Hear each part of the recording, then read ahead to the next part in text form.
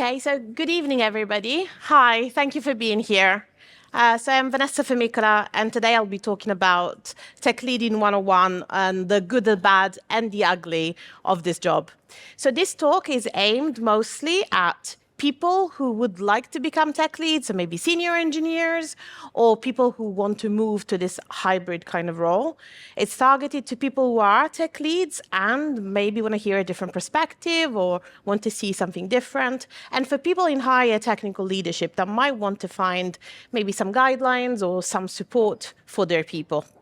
I like to point out that this is an abstract term of tech leading. So in some companies, you call them engineering managers, some others are lead engineers. And sometimes all of this responsibility I'll be mentioning are not necessarily mapped one-to-one with the role you might be, might be in your company.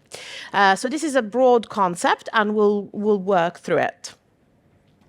So this is a little bit about what I'll be discussing, so you have an idea of what we'll go through. I'll give you a little introduction on my background, so you know where the experiences I'll be talking about come from. I'll talk about what's the role of a tech lead and their responsibilities. I'll move on to how to deal with when you're tasked with improving a system. I'll talk about product teams, some tips and metrics, and then I'll close up with some conclusions on what's good, bad, and ugly of being a tech lead from my personal perspective. So let's start from this. So this is a little bit about myself. So I had a pretty conventional background. I went to computer science high school. I have a bachelor in computer engineering that I had accomplished in Italy, and a master's in software engineering that I accomplished in the UK. I spent then a decade or more in London working as a software engineer in different companies that you see there, especially in ThoughtWorks, where I became a tech lead, and I worked there both in Italy and in the UK in the tech lead capacity, let's say. I currently work as an engineering manager for a company called Flow Health, whose mission is to better healthcare for women and girls all over the world. So this is to give you some context on the fact that the things I'll be discussing do not really change according to in which domain you worked in or what tech stack you worked on. So I've worked in whether it's health tech, editorial, fintech, you name it. I probably have had some sort of experience there. And there I've done, from full stack developer to, tech lead, a lot of consultancy work, CI/CD architecture. And in all of this, and especially when I was consulting, so for example, maybe when I was coaching other people to become tech leads, what you see is that there are some patterns of things that would have been necessary in all those circumstances, whether that role was present or not. That doesn't mean that there aren't differences for companies and domain, but it doesn't really impact the specifics of this role, in my experience. So what is a tech lead? So for me, a tech lead is somebody who knows how to wear multiple hats at the same time. So if you found yourself in the same meeting or throughout a day or a week to actually have to wear a different role in conversations, you're likely to be playing that kind of role. So let's try and break down a bit of the roles, the hats that you'll wear as a tech lead. So one is architect. So this one, which is pretty conventional, but not necessarily true in every company I've been into, you are the architect of your own team. That doesn't mean that you make all decisions, neither you make all the rules. It's still your job to make sure that the best expression of your team is a piece of work that is the joint thoughts and characteristics of your team members. But you are responsible for making sure that your team has a strategy that looks at something that can stand in time, and it is flexible enough that you can change it in time. So another role that you have to consider is the one of a handyman. Now, that means that you can't just do, high-level concern technical work. You need to make sure that you're willing to be a servant leader. Do whatever is needed to help your team. And sometimes it's fixing up a stand-up rota, sometimes it's bringing coffee, and sometimes it's helping with, threat modeling or high-level technical concerns. The point is you're there to help, whatever is needed. Another aspect is the one of software engineer. That can sound trivial, but again, it's not in every team. So most tech leads become tech leads after being software engineers, but it's very hard, even from a personal perspective, to carry on doing pure software engineering work when you're a tech lead, because there's usually many, many other responsibilities. Nevertheless, the more you can stay in touch with the aspects that are, troubling your team on a daily basis, the better. So let's not underestimate the power of actually having that contact. The next one is quality specialist. So I'm a firm believer that quality, or in general, all your approach to make sure that your system is doing what you think it should do, is a high-level technical concern, a high-level engineering technical concern. So if you are the most technical person in the team and you are responsible for the team, knowing how to foster quality and support your team in quality, it's fundamental for you to help the team. Next one would be a diplomat.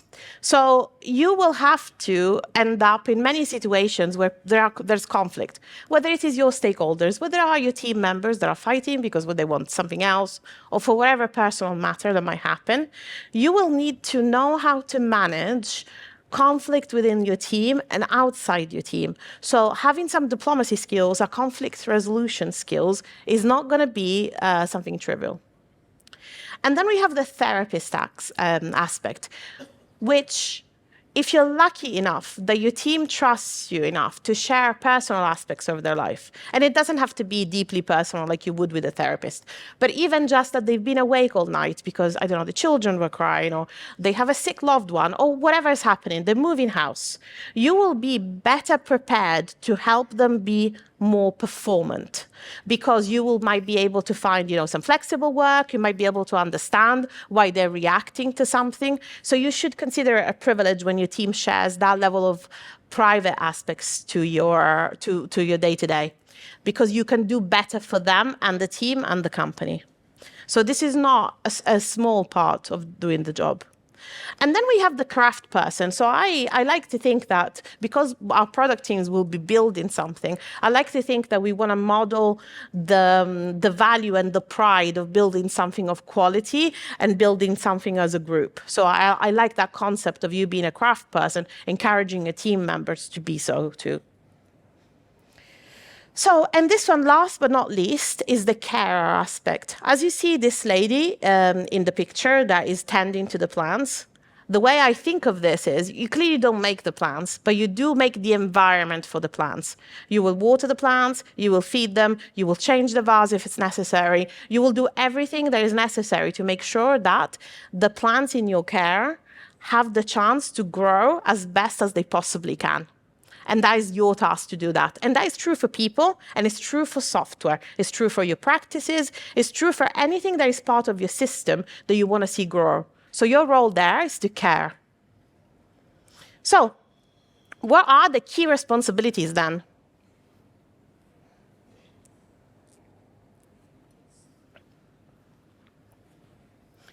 First and foremost, for me, it's sustainable delivery. And those two words have not been chosen by chance.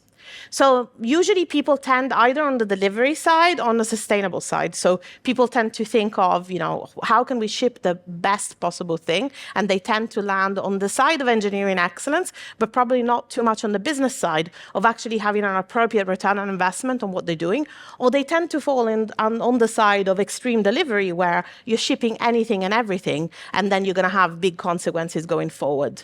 Your first job as a tech lead is to deliver consistently a flow of value, to deliver things that are sustainable. That means something that won't break next week, something that won't have your company being sued because you exposed, some personal data or security issue. But also, it's not about delivering always the best piece of software that you can. It's about building the best piece of software that you can within the constraints that you have. And hence, the sustainable delivery is looking at the flow of value with the best effort you can. So what's next? It's growing your system. As the concept I was mentioning before about being a carer, you have been tasked with the system, your software, so your technology, your people, and your process in your team. And you have to protect it and shield it and build an environment where they can grow. Literally, your responsibility is to grow the system in a system that will give you sustainable delivery. The next one is just to point out that everyone will be different. So your software will be different team by team, even by time. Your people will be different, the process in the company. So you need to make sure that you don't necessarily try to do in the next company precisely what you did before in the next team, because what you will encounter is the very specifics of your team and the alchemy combination of, again, the software that you have at that point in time, the people that you have, and the process that you have in place will cause different problems and different challenges. So make sure that when you look at your problem space, you make sure that it's targeted to the individual and to the code base itself. So next one is the technical strategy. Now, the technical strategy is a broad term for many components of your technical strategy that you will be responsible for. It's one of your key responsibilities because as the most senior technical person in the group, you will have to guide the team through that. You're not expected to do it by yourself. Actually, if anything, I would recommend you don't. I would recommend that you try and build your strategy in a way that it is the expression of every single one of your team members. But you have to make sure that you also take responsibility for the fact that being the lead of the team, you still have the same delivery, and you will have to compensate if there is, a lack of skills in somewhere. Best expression is when everybody has a, equal part in it. So let's try and develop this aspect a bit more. So I like to talk about the concept of a North Star. So I think when you are in a team, the first thing that you want to do is understand first where you are. So how does my landscape look today? What is the skill set of my people? What's the state of my code base? How mature is my product? What is my tech debt? How does my architecture look like? So and so and so. And then what I try and do with the team is to identify how we would like the future to look like. So we build a plan together, a North Star of where we want to get to. That is extremely useful because it allows me to focus the team in the direction of where we want to go. And it allows people to make decisions in alignment with the strategy, even when I'm not there, or the tech lead is not there, because we've put together what we would like the system to be, and all the decisions will be a function of the objective. So in some ways, what you can think of your technical strategy as the delta of how to go from where you are to where you want to be, your North Star landscape. And let's break down the various aspects of your North Star. So one is architecture. How do you add your systems? How would you like your systems to interact? Are they well mapped? Are your systems okay? Are they efficient? Everything you would want to know about your architecture and how you'd want it to look like, you probably want to map out. That doesn't mean that it won't change, it will. But you will adapt it with the team every time you understand there is something that should be changed. And also, you'll try and think of it in a way that you are aware that this will change, and you put some flexibility also in the mindset of your people. Another aspect for me is quality, and I'm pointing it out separately only because people tend to talk about it that way. But I do think that your quality strategy is one together with your architecture strategy. In general, though, you want to have a target of where you would like to see, what your test pyramid you would like to be, how you're going to get from where you are to the test pyramid that you would like to have, and so on from many aspects. Another one is security. So clearly, an ideal scenario is a scenario where every single one of your team members has a deep understanding of security concerns and is able to, guide the team through threat modeling, or every time, you need to add a new system, somebody in the team will, without you prompting them, say, how does this increase the surface of risk, or so on and so on. What are the mitigations? Clearly, this is a journey, and not all the teams have actually been blessed with that level of understanding or knowledge or expertise. So this is something you would want to guide your team through. But it's good to have a North Star, how you would like that to be, so that people can gradually make steps towards it.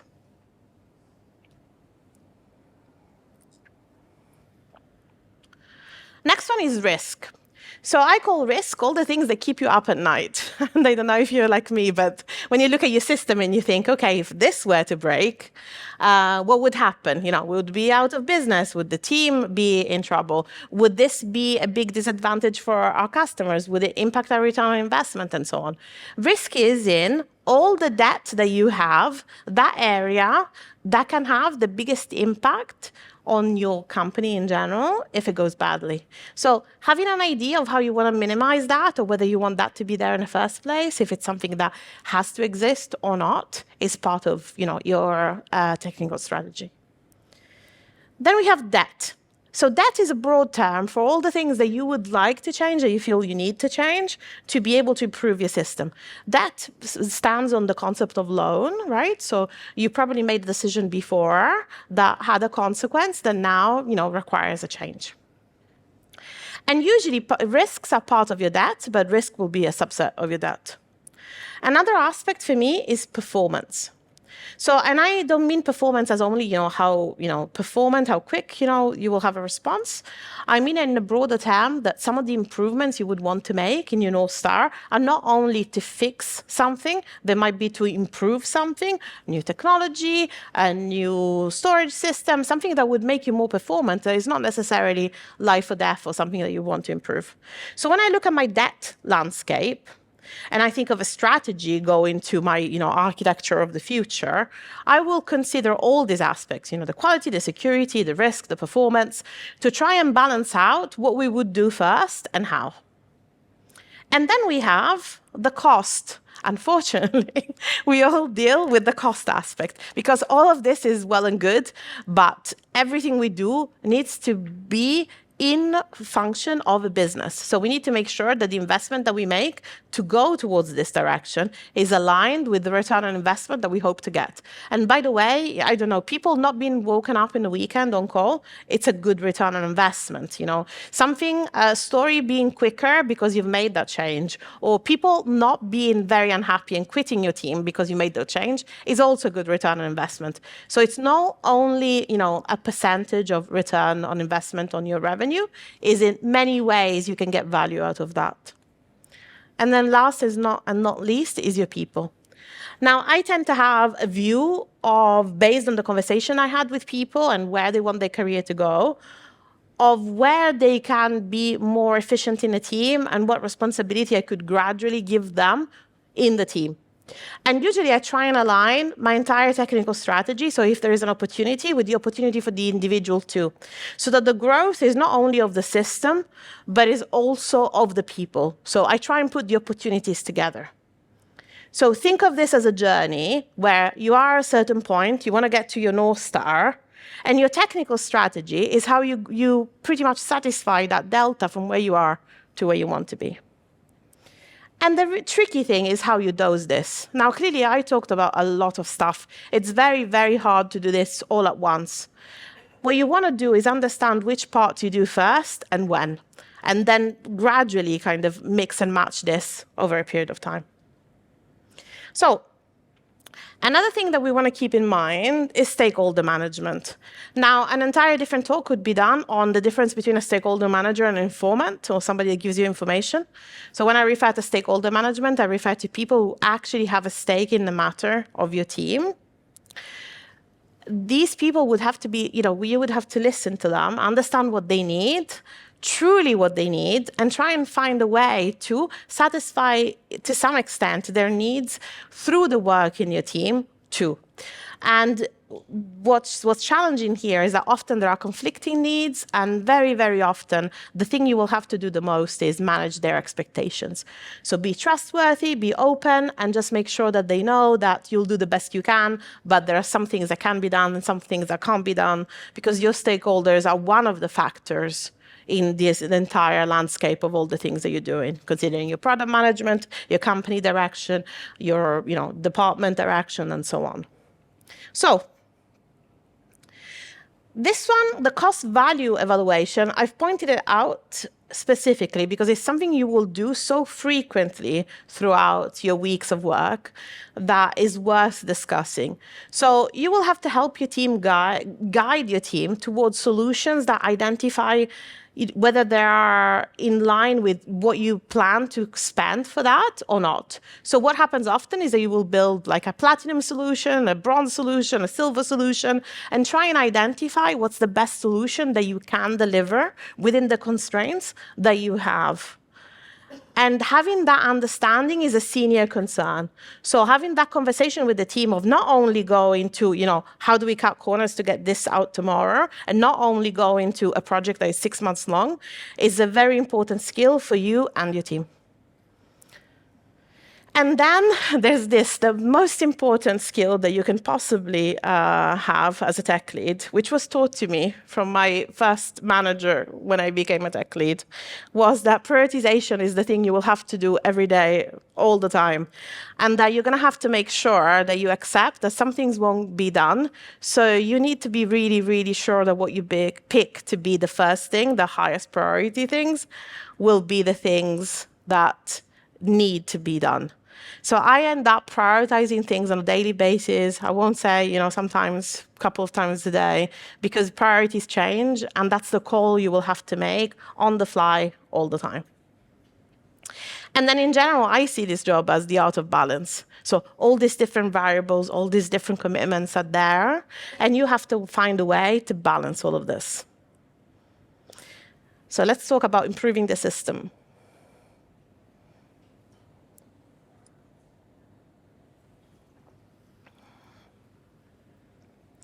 So I talk about improving the system whenever you are in one of these circumstances.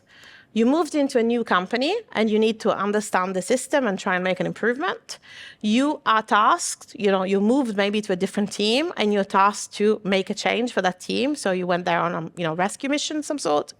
Or you're some sort of consultant or in an advisory role. So maybe a more senior person that's tasked to help the team, or you're some sort of consultant there to help.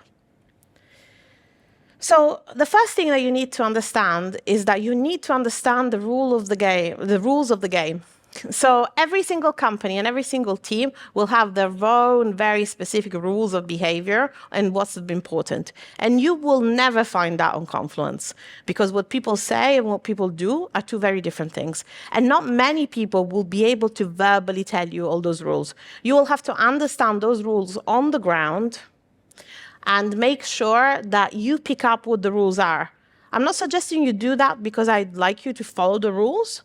I'm saying it because you need to learn them to know how to act on them.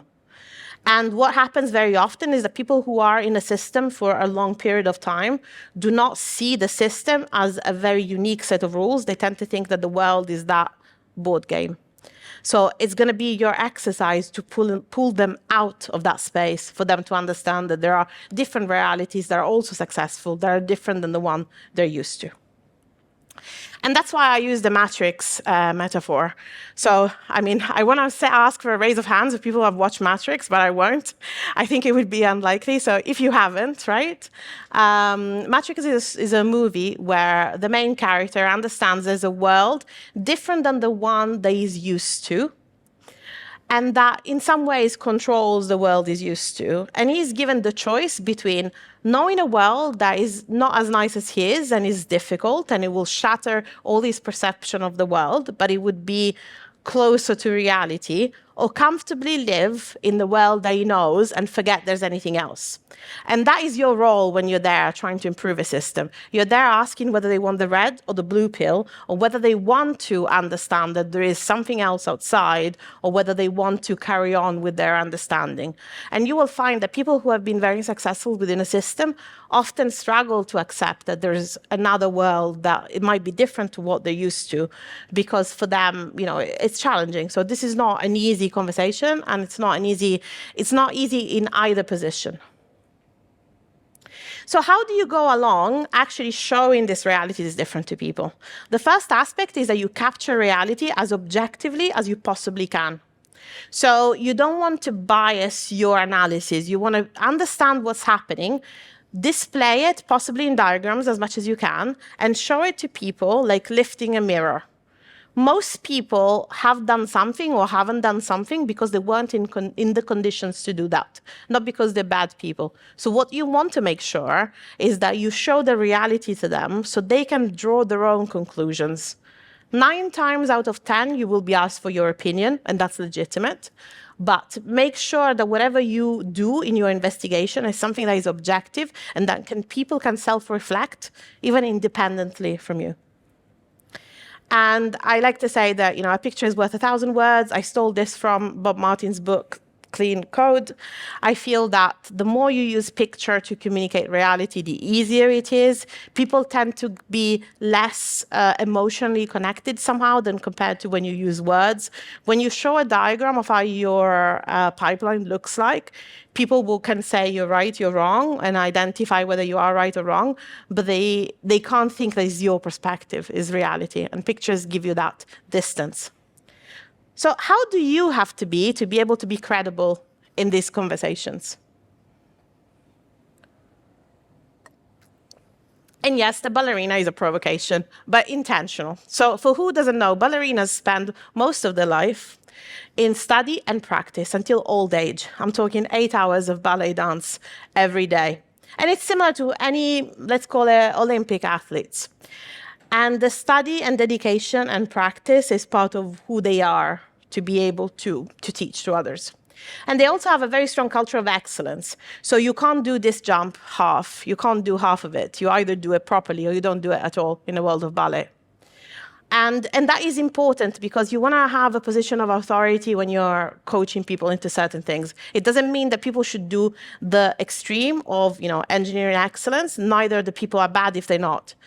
But the point is you have to know what excellence is to be able to help people grow in a certain direction. And it's the same for having your own voice. So make sure that you study and practice as much as you can, but you want to have your own perspective on things. Like digest the information, what you've learned, what your colleagues are doing, what somebody else is doing, digest it and bring up your perspective of it, because just relaying somebody else's opinion is not going to be as impactful. And then last but not least is resilience. If you embark in this journey of trying to improve a system, you have to have the stomach to do so. So it can be very hard, and you have to be very resilient because people are naturally against change and that kind of observation of reality. And you have to, and Plato comes to help here, saying that no one is more hated who speaks the truth. So just be aware that that's the journey towards that. So I usually like to say that you have to be ruthlessly sincere, because that's your role in that case, from a position of knowledge, with the empathy that you would have for a loved one, similar to how a doctor would communicate a problem to a patient.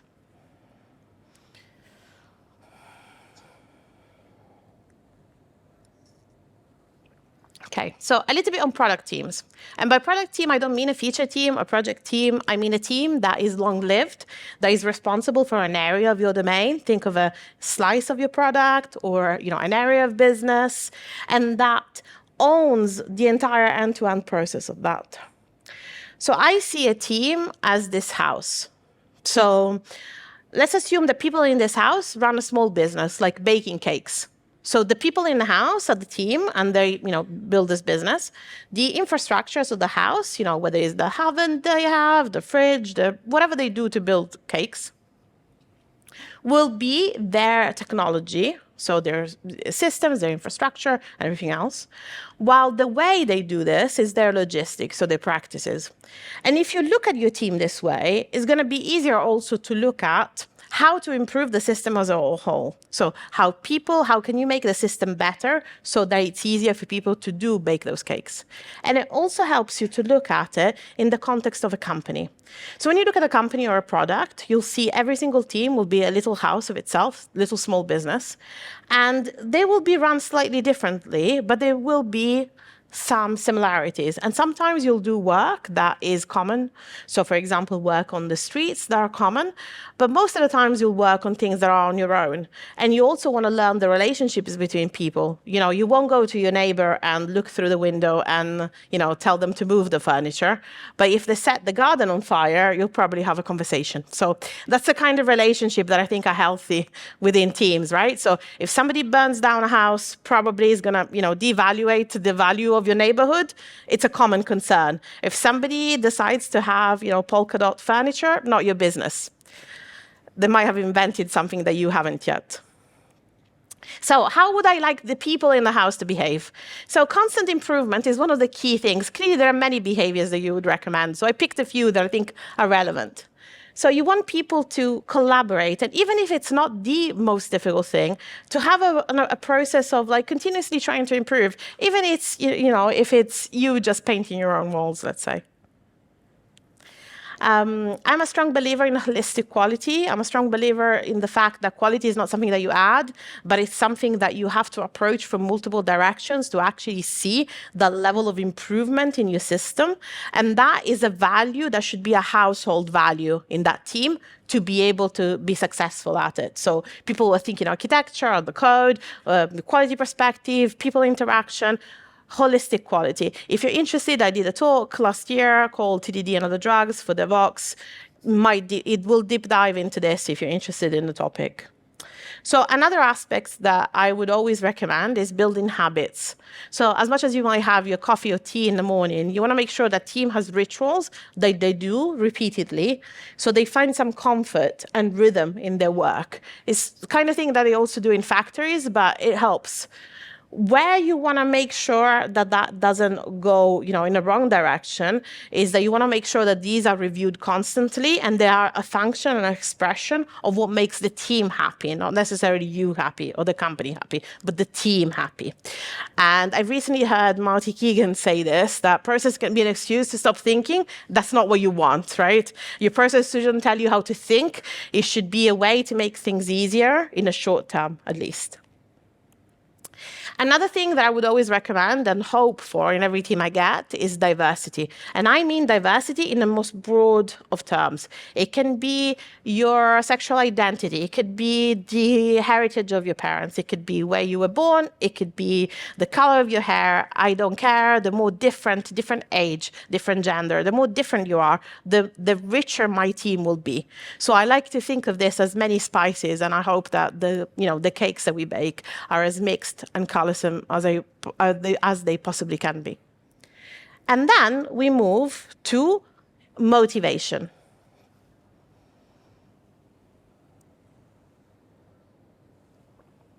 I've read a really interesting book. It's called Drive. You might be familiar with it. Daniel Pink wrote it, in which he talks about how to make more performant organizations and teams. And one of the key concepts is that intrinsic motivation is way more powerful than extrinsic motivation. Extrinsic motivation is like, I'm going to get promoted, I'm going to have a bonus, things that you should have, but they are considered not as powerful in terms of motivation than intrinsic one. Intrinsic motivation is when you wake up in the morning and you want to do that job. You do that job with happiness and sense of value for yourself and what you're doing. That tends to be way more performant than any bonus you could ever give to anyone. And he says there are 3 key factors which actually help people feel intrinsically motivated in the work that they do. The first is mastery. People need to feel that when they work, they're doing something that is making them better, that they can do a good job. So if every day you have to ask your team to not write tests, not use that library, cut that corner, cut the other corner, eventually people are going to be very frustrated because they don't feel like they're doing the best job they can. And again, that doesn't mean we always do the pinnacle of engineering excellence in every task, but it means having a culture of excellence and allowing people to feel that in a month from now, they'll be a little bit better than the month before, and so on. The next one is autonomy. Autonomy is not anarchy. So if your small business builds jumpers, you can't stop building scarves. So that's not autonomy. Every team member builds whatever they want. But what autonomy is if your small business is building jumpers, each individual can decide what color it is, which threads to use, which needles to use. It's a very different context, but allowing people independence within the boundaries of their role is very important for them to feel empowered. Arguably, this could be stretched further at times, but it goes more for use case to use case. And then we have purpose. So people who wake up in the morning and think, I work for a company that, is changing the world, or is making my business better, or, makes me happy, or makes, the community happy, are more likely to feel emotionally rewarded by what they do than somebody else. So these are the 3 key things to keep in mind: mastery, autonomy, and purpose. So a few tips now.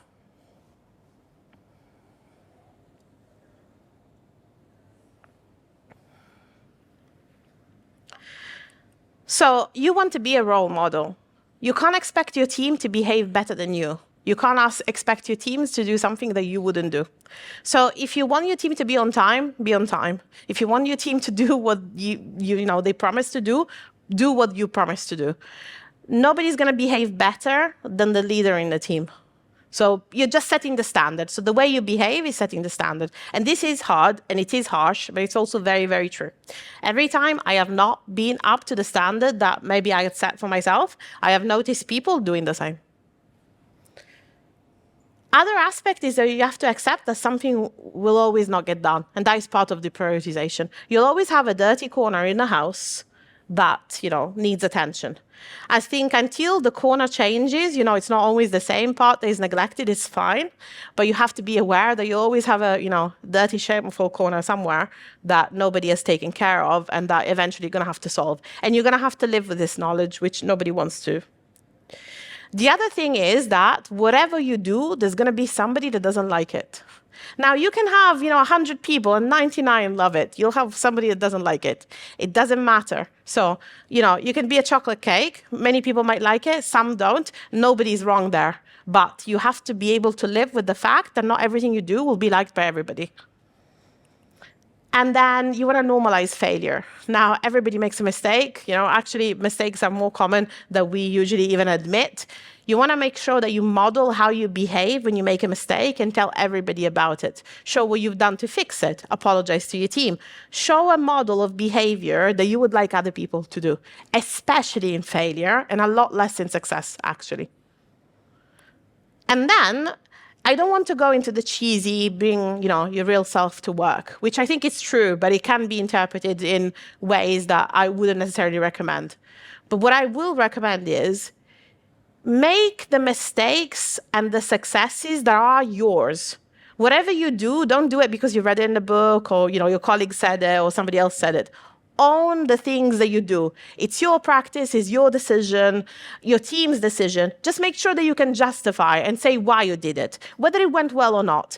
Because nobody has ever achieved anything by just copying somebody else, because they don't have the same context that you have in your problem space. So have trust in yourself and your team and make the decisions based on what you think is best. Again, informed, talking to other people, reading books, but own it. Own the decisions that you take.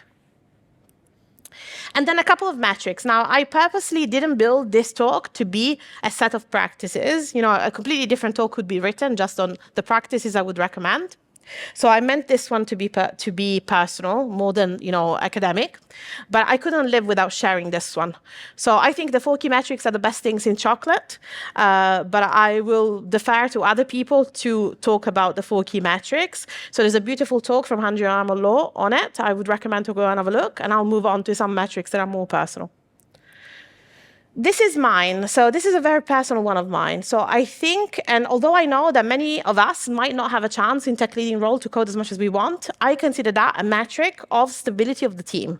If I spend most of my time firefighting, it means that my team is not in a stable state and I don't have time to code. When I have time to code, it means that I've sorted out everything else and things are going, rather in a stable manner. And I get the chance to code. That's my personal metric to understand whether things are going okay-ish or not. The other one is what happens when I go on holiday. What happens when I go on holiday is something that will surprise you every time. So the ideal scenario is where everything goes on as if you weren't there. Maybe they were looking forward to ask you an aspect of a question or so. But if your team gets blocked when you go on holiday, there's probably some more work to be done on the team. A bad behavior is when you go back and everything has changed. It means that your team is not mature enough to fight the moment in which you agree things together, or you haven't put them in a position to share that with you at the right time. So you want to work on what happens when you are not there, even more than when you're there, how people interact. And then this to me is the pinnacle of when you reach success. When it happens, it doesn't last long because usually there's something else coming in, but it's good to know. So the moment in which the decisions that are happening without you, but exactly how you would want them to be. It means you've done a really good job to coach people and to identify the directions and the strategy of the team, because things are happening whether you're there or not. And it's kind of as if you're invisible, but you're still kind of checking on all the things. And then let's wrap up with what I personally think is good, bad, and ugly about this job.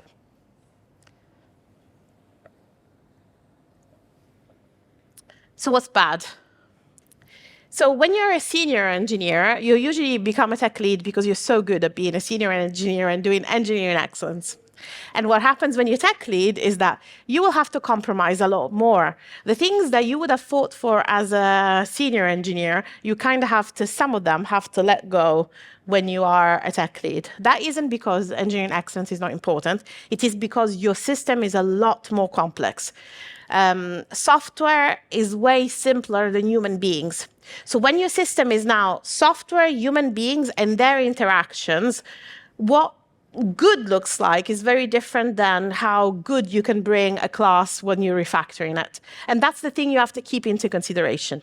So beautiful and perfect result looks more like this than what you would have had the satisfaction with when you were refactoring a class in the past. Because done is better than perfect. And then one other aspect is the loneliness, which is, clearly in quotes. But when you are a role model, there's lots of pressure on you to behave in a certain way, and it's not as friendly as when you were, a more junior team member and there was a stronger sense of team, because you still have to behave in a certain way and protect people in a certain way. And another aspect is, again, of the loneliness in quotes, is that if one of your team members misbehaves, you can't complain to another team member, and you can't even complain to your manager, because you'll make your own team members look bad for one day when they're good 364 days. So you have to find your outlets and your ways, but it is a more lonely experience than being a senior engineer in a team. And then what's actually really bad, because those things are different, they're adjustment change when you move from one role to the other. Apologies. So what's really, really ugly, I think, is that you have to be the person that says no. Now, saying no is part of your job.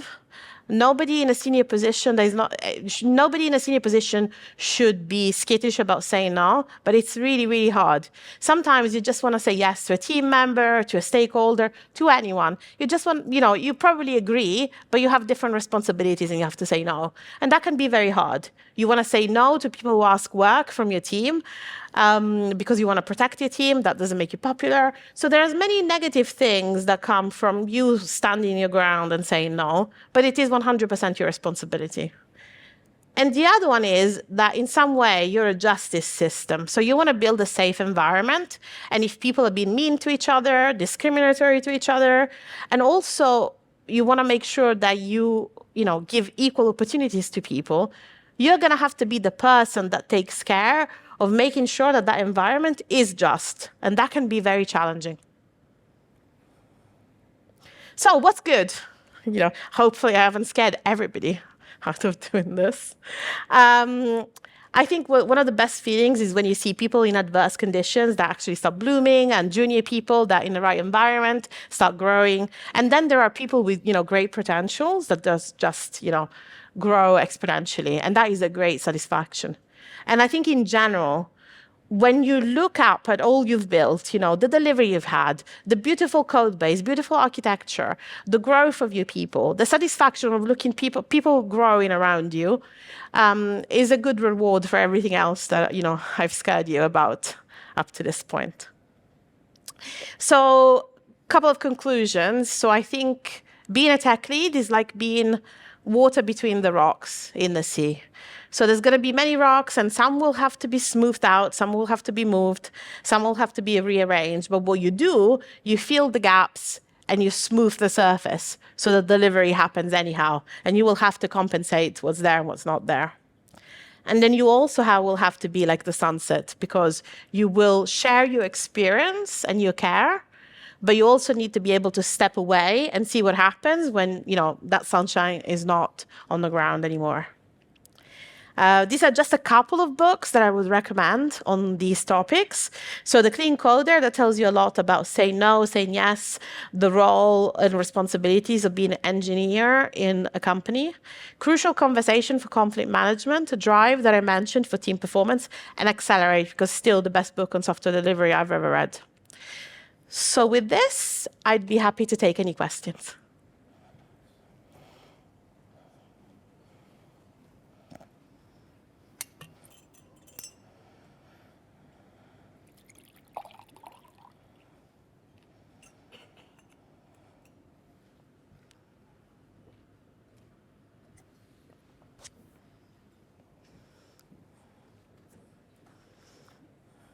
Hello. Hi. So I'm a CTO. I've been doing this sort of stuff. Great talk. Thank you. Fully aligned with everything you said. How kind. If I can push you into a little bit of uncomfortableness when you were talking about mastery, autonomy, and purpose. Let's say I'm a CTO of an insurer. Getting purpose into my developers is quite hard. I wish I was saving the planet. I'm really not.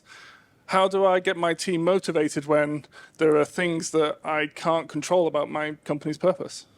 So I think it depends on individuals. So individuals might be individually motivated in sense of purpose with something else. So having time to go and do a day of charity work, their salary, having disposable income to support a charity. So there's many ways in which people can find purpose, but I would recommend to look at Daniel Spink's research, because there are many use cases of different companies that I've found the nuances of purpose in contexts that are not by nature charity driven, let's say. So that's what I would recommend. Unfortunately, this has to go by case, but I think the short answer is different things will motivate different people. So it doesn't have to be that it's the company mission necessarily. It could be even, helping out a colleague. I hope that helps.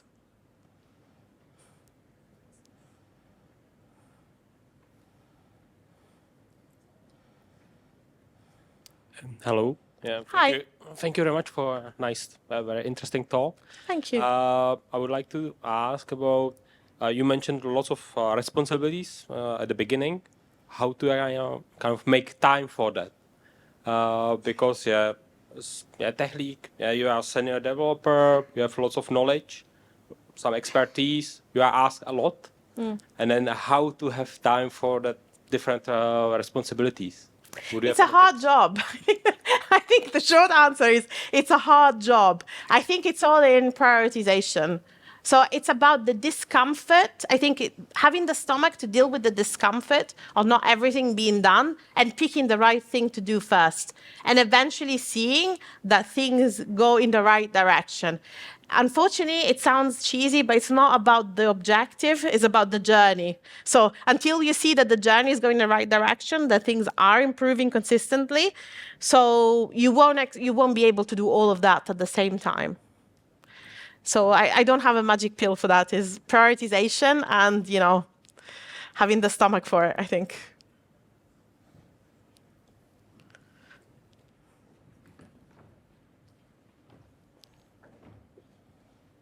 Hello. Thank you for the presentation. Hi. Thank you. How can you balance between the need for innovation and the need of stability and reliability within the team?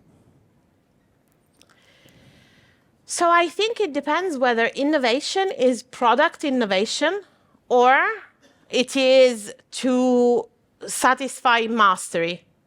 So when I talked about performance, I meant sometimes you want to improve things that are not necessarily broken, but could be better. And that's, I think, the space for innovation. It's where you say, okay, this aspect of our architecture is super important. We want something, cutting edge for this. And then you unleash, the opportunity for people to find something innovative. The other aspect is within the autonomy of the tasks. Now, this is a tricky one because unless you have a pure kind of research and development area, you're always going to have to find a business reason behind why you would want to innovate specifically on something. And that, to me, is the performance aspect that I mentioned. So consider it as a factor of your system, but it has to be a controlled factor. justifiable. Thank you. You're welcome.